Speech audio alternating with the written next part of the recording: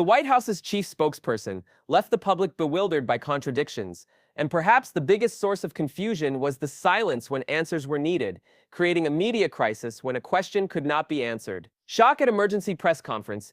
Did the 47th president's spokesperson lose control in just 4 minutes of press briefing?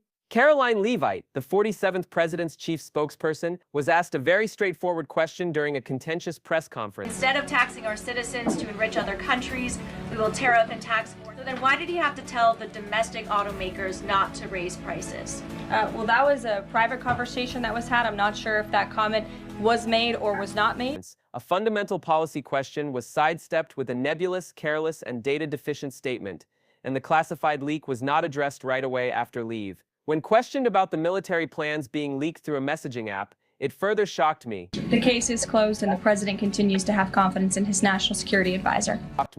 3 words sum up the White House's approach to national security threats. The American public is calling for clarity in the meantime, particularly veterans and military families. Who permitted the leak to occur? What has been done to stop it from happening again and to keep unfounded economic claims quiet? Then a reporter inquired. Does he ever hear from any retired Americans who are stressed about these wild swings in the stock market because of the tariff uncertainty, and they're sitting there on fixed income or living off of 401? Rather than providing a specific plan. Leavitt read aloud from the same script. There are legitimate concerns, and the president takes those concerns very seriously, and he's addressing them every single day. And the Atlanta Federal Reserve reports that the current GDP is contracting by a negative 3.8%, as opposed to a projected plus 3.9% 8 weeks ago. This change is concerning because it deviates from economic failures.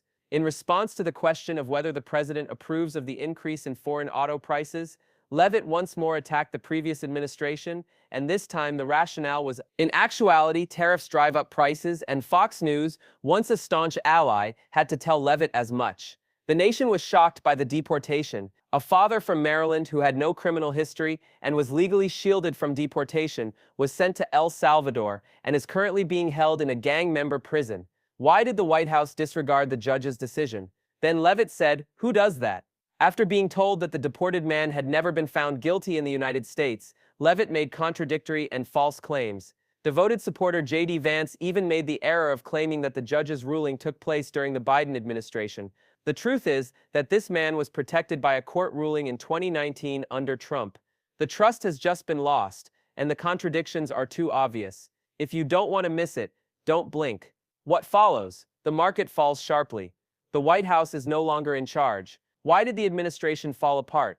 When the 47th president mentioned a third term, the press conference meant to reassure the American people turned into a disaster broadcast in front of a global audience, and the market tremors caused more than 700 points to disappear from the Dow Jones in a single day amid a tumultuous financial market. New financial reports that were made public on March 14th showed concerning trends. All of the key indicators were in free fall, consumer confidence had declined, and inflation was still high. The Dow dropped more than 720 points. The Nasdaq fell almost 500 points, the most precipitous drop in months, while the S&P lost over 113 points. However, it wasn't just the statistics that startled the public in the midst of these figures. A poll was released by Fox News, a network that usually backs the administration. The way Trump and his cabinet were managing the economy was viewed negatively by 56% of Americans. Just 43% thought the White House was doing its job.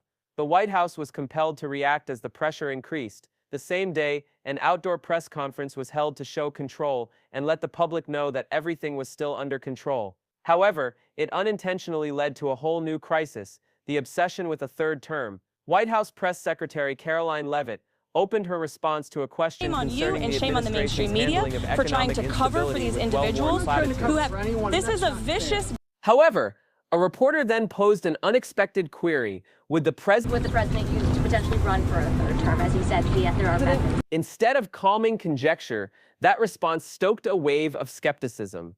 Now, a government that ought to uphold the law was ignoring what the Constitution explicitly states of greater significance. They did not rule it out.